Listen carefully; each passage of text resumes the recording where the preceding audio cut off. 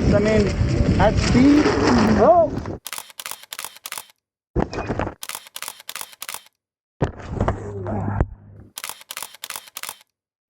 That's funny.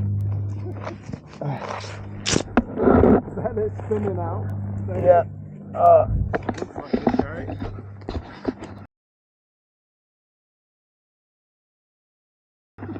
It's that was funny. Dug deep. That was funny. Hi guys.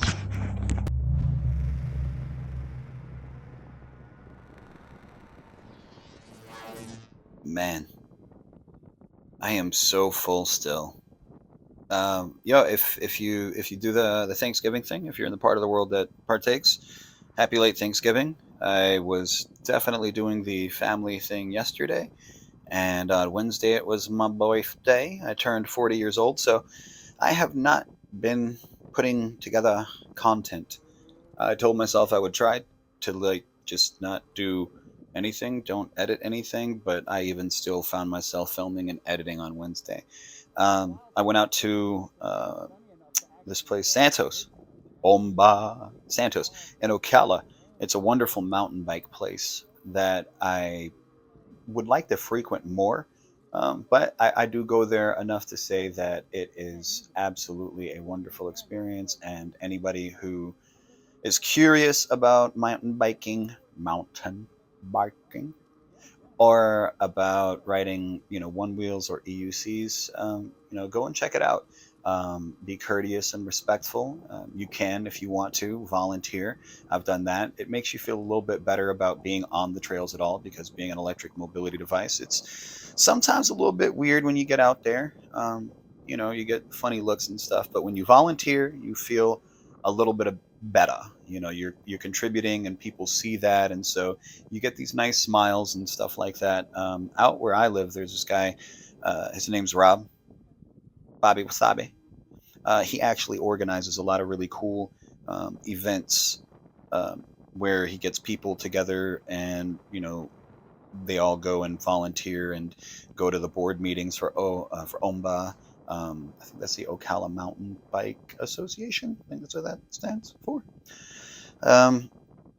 Anyway, there was so many wonderful comments on the video about staying sober and kind of what got people into EUC. And it looks like there's a lot of people that have been saved by the electric unicycle from, alcohol, drugs, from like illnesses even. I saw like there was one guy who was struggling with like mobility just generally, and this device gave him the freedom to be able to get out and actually help to alleviate some of the pain that he was experiencing. I just I thought maybe that I would have been like a one of one or something, with like all of the unique messy circumstances that this device actually ended up saving me from. But as it turns out, we're all kind of just a band of ragtag people who kind of drifted into this, because we kind of needed it. It seems like it was like a need that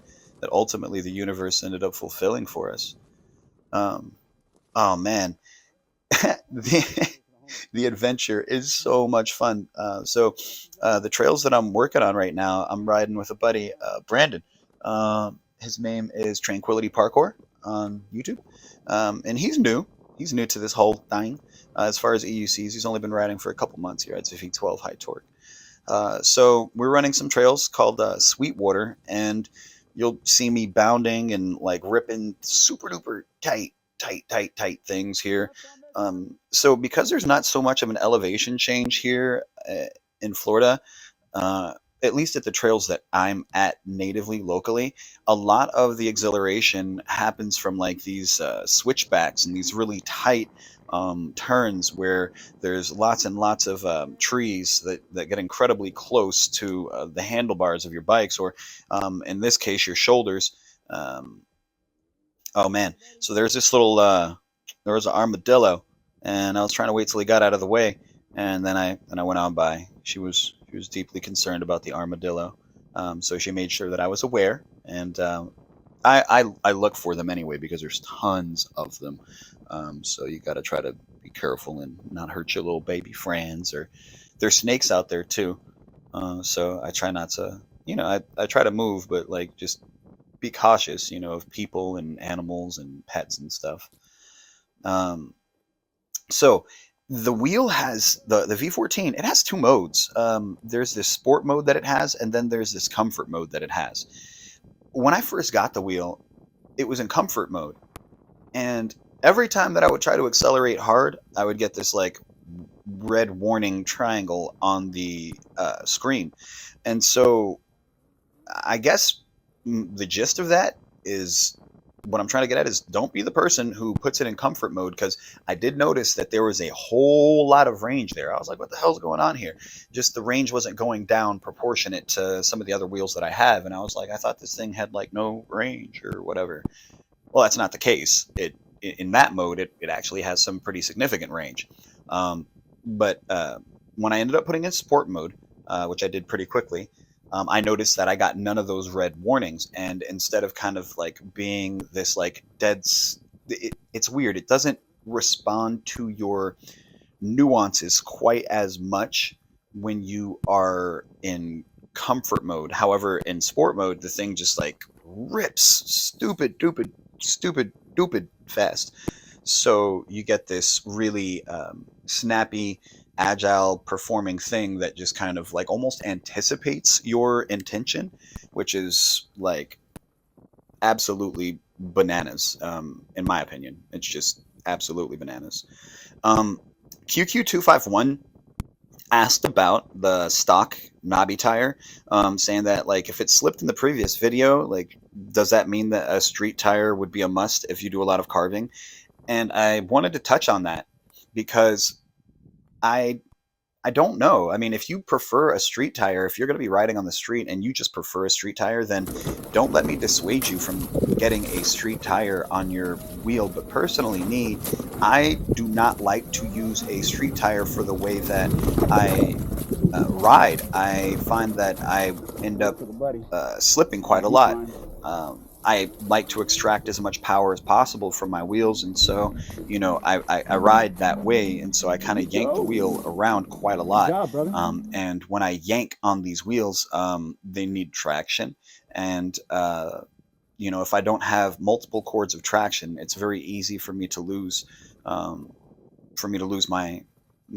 footing with the wheel and go sideways pretty quick. So if you like a street tire and that's how you ride, then like rock it out, man. Don't let me discourage you from doing it. I got to thinking, because I was riding in this video with a couple of friends I ended up riding with, and yes, Brandon, I consider you a friend, even though I just met you.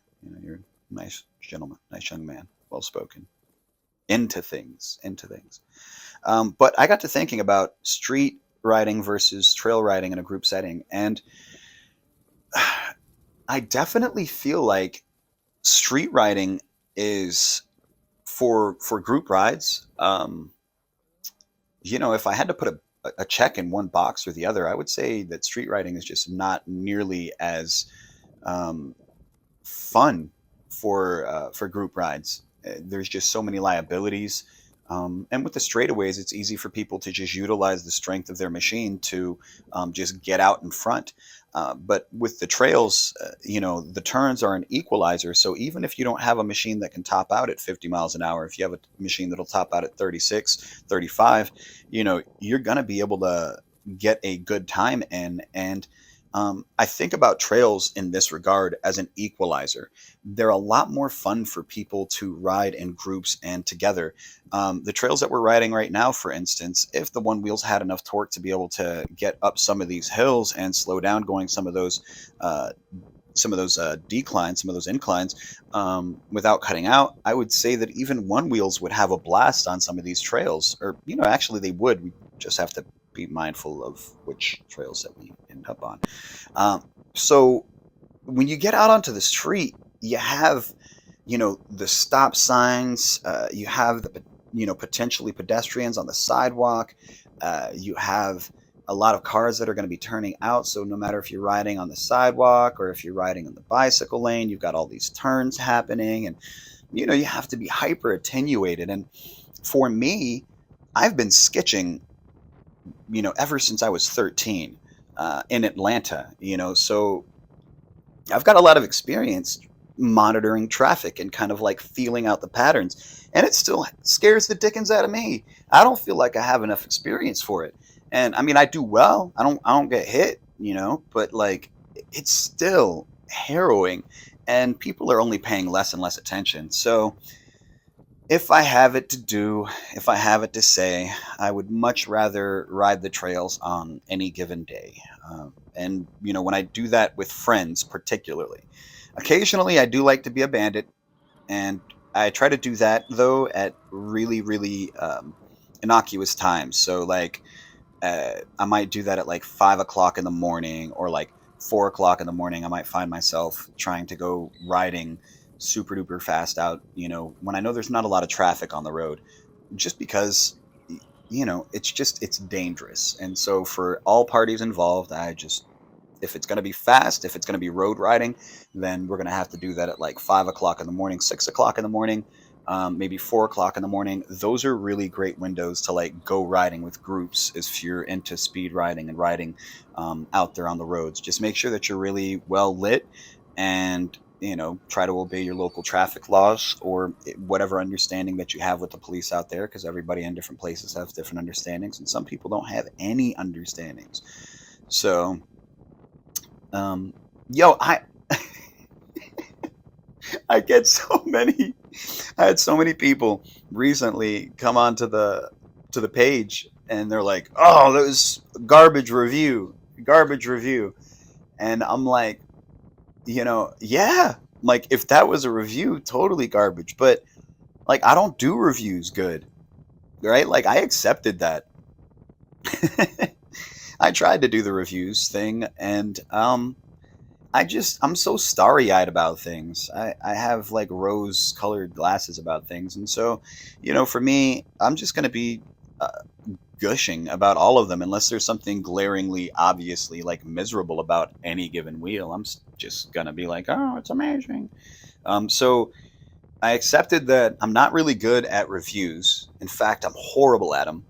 Sean does them great. Wrong Way does them great. Chooch doesn't do them great, but he rides them enough to convey his feeling about them, and I think that like that suffices. I can't even do that. I'm not really good at that. What I like to do is I like to ride. I like to ride, pretty intensely. I have a previous existing skill set that allows for me to ride pretty intensely, and I train myself to fall a lot. I train myself to be able to bounce off the ground, and that's literally a significant focus of how I condition myself with exercise. Just the goal is to be as dense as possible. They're extreme? Anyway. Not yet. Oh, my boys. It's Brandon. Brandon's on the V12. How long you been riding your V12, Brandon? About 2 months. Hey. About a month of actually riding it. About a month of falling. That's reasonable. Yeah, Ken relates. Got my boy over here. What's up, Trevor? What's up? Riding. What you riding today, bro? T4. There we go. How long you had it, bro? What? A year, I think. Oh shit! Yeah. It's been that long? Maybe not. What is it? How long has it been? Probably 9 months. I would have thought. No, not quite Maybe a year. 9 months. Not quite a year. Not Yeah, quite a yeah. year. All right. Well, let's go and.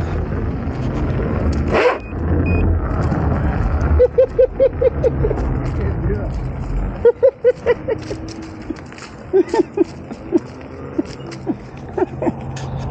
I have the power! Christopher Clements asked a really great question about the suspension, the V14 versus the Patton, since I do have both. However, when I purchased the Patton, I purchased it with this more plush experience in mind, since I have had like these stiffer suspensions, and I just wanted something gooey and something juicy and something warm and buttery. So I got the 62-pound suspension, And it has been that for me. It is juicy and warm and buttery. But what it doesn't do is it doesn't like rebound super hard, so I can't get these like dope sins when I'm on the trail. It doesn't allow for me to do like these mega massive drops or anything like that. If I had it to say, my 62 pound on the patent suspension is more geared towards like really street riding and making it a fun experience for comfort in a small package. Um, when you look at the weight with a patent, like you're not gonna get this like uber duper. I mean, like, yes, I can flick it around. Like, don't get me twisted. Like, I can flick the patent around. You can watch the patent video and see 180s downstairs and all that stuff. But as a smaller diameter wheel, it is definitely a little bit challenging to uh, exact the small wheel feel from it. As evidenced, I mean, they're releasing the links. It's the same weight virtually at a much bigger wheel. So the patent is incredibly dense as far as wheels go. It's very, very, very, very heavy. Um, so I say that to point out that, oh man, this is pretty funny. I say that to point out that it is made the way that I ride it, the way that I intended it was for being a smooth sort of like cruising fast on the grass or over imperfection sort of thing. I wanted it to eat up a lot of imperfections. I had it like kind of planned out that wasn't force sending. Sure, yeah. Just see what you think. I wanted to get my buddy Trevor's thoughts on the adventure. So here he goes.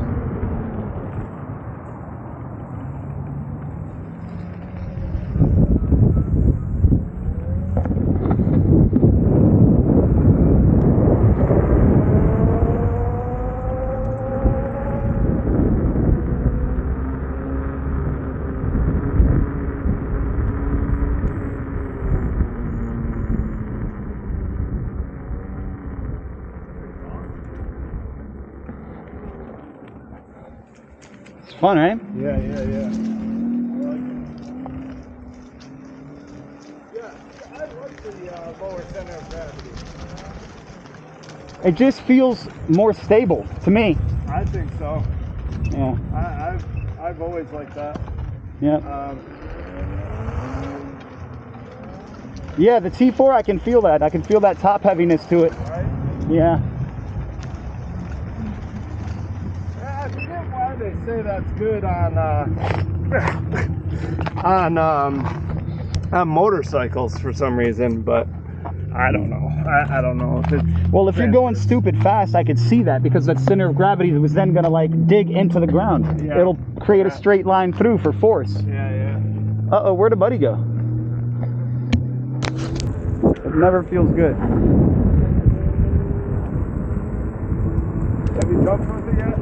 No, jumped? Yeah. Jumped, yeah. Not jumped, but I've bonked in things. Okay. But like, no, I haven't jumped. Yeah. Is Loblolly still flooded? Flooded? Yeah. Bro, would you be interested in learning to jump it sometime?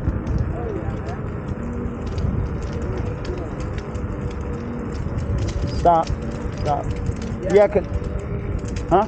I tried to go to South Loblolly, like the bowl. Is it still flooded? Was it flooded? Yeah. Fuck. That was a little bit ago, though. Yeah, we just had this rain. I can't believe that. It's been like, what, a month and a half, no rain, and it's still flooded. Well, bro, even longer than that, I felt like it, and it still was flooded. Yeah. Ludicrous. I promise I didn't plan this, but check out that little guy sketching a ride. So, with regard to the suspension, if we're talking about a 62-pound suspension on the patent and then the never bottom out like suspension on the adventure, one is going to be far more stiff than the other, so it's not really a clear comparison. But they do both feel the same sort of rigid, and by that I mean they don't feel like you're shifting side to side, no lateral flex. They feel very well constructed. I wanted to take the guys out on this crazy like obstacle course of a sand pit sort of thing. So that's where we're heading right now, to what I call the sand pits, and they are nearly impossible to navigate. Um, it's like a fire trail thing that's attached to our Hawthorne Trail network that ends up just going through some of the most crazy, sandy, messy stuff ever. Nuh-uh. Maybe it was me. Are y'all ready for the exciting part? I've done this one before. All right, let's have a party.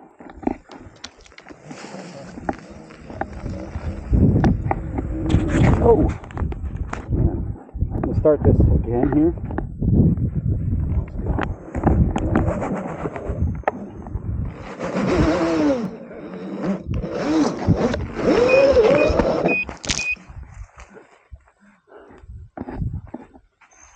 All right. Dig your way to China. Let's go.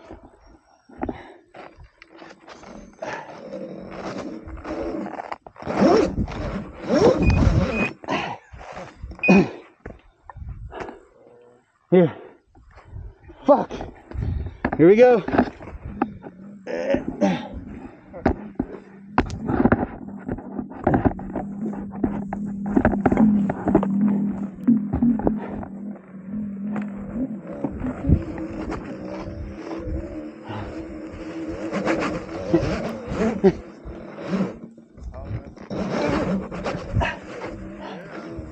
Woo!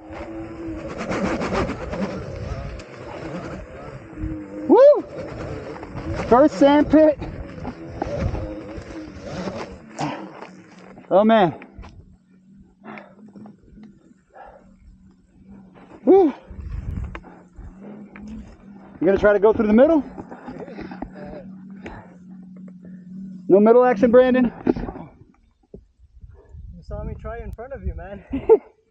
No, it's kinky. It's kinky. I'll try again, but I'm gonna instantly.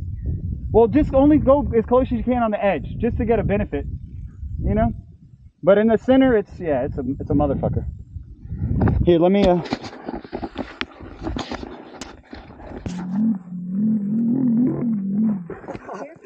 There's no way. Look, my footprints go in like. yeah, it's like, yeah, you're sinking. You're sinking. Before the camera overheats. Let's go.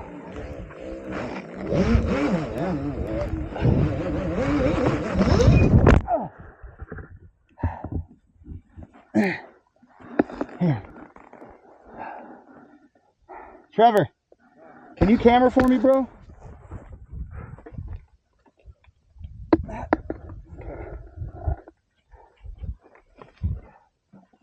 It's going? Yeah, it's going.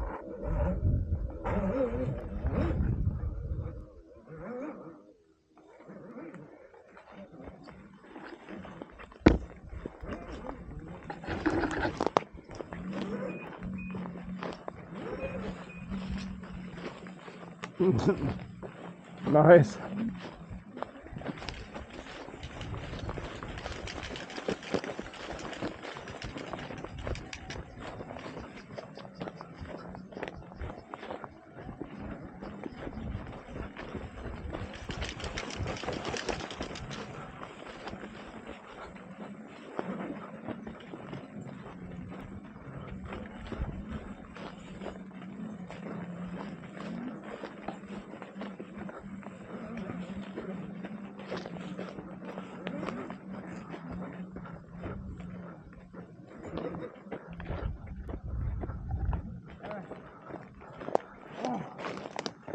I'd say I got through the hardest part. Thank you, Trevor. Appreciate that. Just finished climbing the sand pits. That's unnatural. When Trevor was on the wheel earlier, you might have heard him talking about the center of gravity and like the balance and stability. It is definitely worth mentioning. That's one of the reasons why when I first had the wheel in the first couple of days, I kind of skidded out and would slip a little bit, trying to carve on it, because I was overcompensating. A lot of the other wheels that I have are heavy or top heavy in such a way that to get them to handle, you have to kind of push a lot harder than what you have to do on this wheel, where it's very simply just, kind of leaning. In practice, while it feels heavy when you have it turned off, in practice, the way that it kind of anticipates, I guess might be the best way to say it. It anticipates your thoughts, your intention. It just seems to get ahead of what it is that you plan on doing, with whatever you plan on doing. It's just bananas. That dude's back here. You're back here. You doing all right? Oh yeah, That was a workout, right? that was a workout. Ooh, that was Telling a you. workout. You doing all right, Trevor? Yeah. How'd you like the sand pits? You done them, right? Yeah, they're a little squirrely. Yeah, they are. All right. Sweet. I'm gonna turn my ass around. What's down there? Huh? What's down there? I don't know. You want to find out? When eating up the sand pits, I immediately, what stands out is how much this thing will just keep on spinning.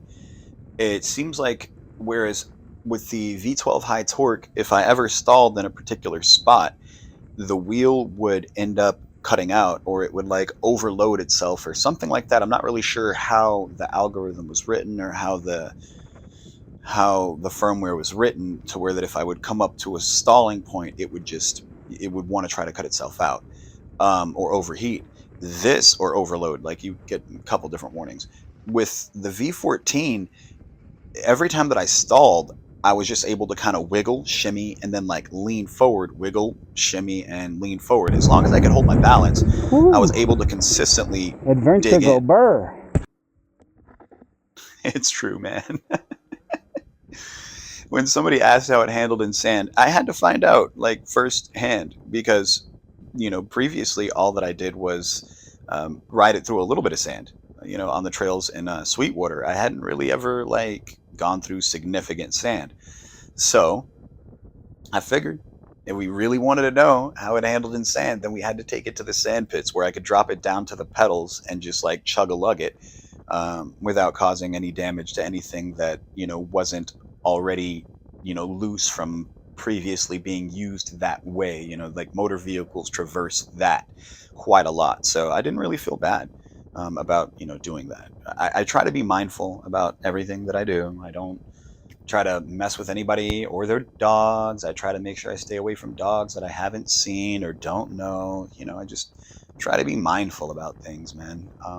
I think that's the best way to keep this hobby lasting long, is just to be mindful, to be considerate, and to, not pretend like you're the only person that's ever going to do this and this is the last time that it's ever going to happen. I mean, don't have to try to break speed records and try to fly through the stop signs and try to fly through the stoplights. I mean, the shelf life on that, man, I don't know. I mean, you guys already know what my position on that is. I did want to apologize. I want to apologize. I deleted one person's comment, and it was because it was stupid, it was nagging, and it was a little bit mean, but I forget what the hell the comment even was. It's an electric unicycle. That thing's wild. So fun! It's the best thing ever. Awesome! Best thing ever. Anyway, people have a right to the way they think about things, and I should never, ever step on that. So, even if it's mean, even if it's ugly, even if it doesn't have context, I am not going to be deleting anybody's comments anymore. Thanks for stopping in. Yeah, and, please like, subscribe, follow, share the content. Got lots more exciting stuff coming. Later.